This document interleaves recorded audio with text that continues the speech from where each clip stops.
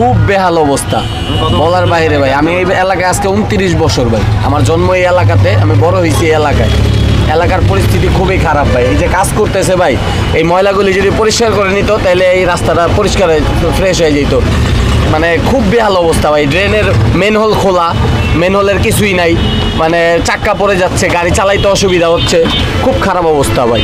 বৃষ্টি হওয়াতে তো খুব ভালোই লাগছে, কিন্তু রাস্তাঘাটের যে অবস্থা, এই রাস্তা দিয়ে আমরা চলাচল করতেছি মনে হয় 10 বছরের উপরে হচ্ছে। আমি 10 বছর যাবত দেখতেছি এখানে পানি জমে থাকে, কিন্তু 2 দিন পর পর কাজ করে, সুয়ারেজের লাইনে কাজ করে, কিন্তু যেটা ওইটা হয় মানে বাস্তবে মানুষের চলাচলের উপযোগী নেই রাস্তা, কিন্তু কাজ করে, কিন্তু তারপরে একই অবস্থা হয়। রাস্তার কাজ হয় কিন্তু পরিকল্পনার অভাবে কিন্তু রাস্তাটা ইয়া হচ্ছে না।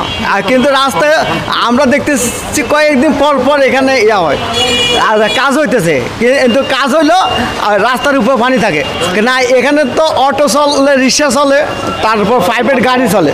হ্যাঁ, এর সড়কটি এই এলাকার সবচেয়ে গুরুত্বপূর্ণ। বৃষ্টিতে তো অবশ্যই ভালো লাগছে, আর অফিসে যাওয়ার মতো ধরেন যে আপনার পরিস্থিতি নেই। রাস্তাঘাট দেখেন আপনার বাংলা ডাঙ্গার পরে পানি কতটা আরও সমান পানি থাকে। আমরা এখন যাইতে পথচারীদের জন্য খুব কষ্ট হয়ে গেছে, কারণ যে এইটা না খালি মেডিকেলের ওদিক তো পানি আরও বেশি হয়, মেডিকেলের সাইডটায়। আর এখানে তো দেখেন না পানি কোন দিক দিয়ে কী গর্ত আছে কী আছে কেউ তো বলতে পারবে না।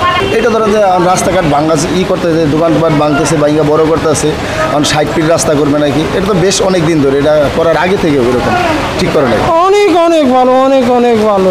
আমাদের হলো জীবন জীবিকার তাগিদে তো অবশ্যই যেতে হবে। হালকাতে বৃষ্টি হলে আপনার ঢাকা শহরে আপনার কিছু জায়গায় তলিয়ে যায়, মান্ডা থেকে মুখ দেয়, এই জায়গাটায় বেশি পানির ভিতরে ফেলা ভিতরে হয়ে যায়।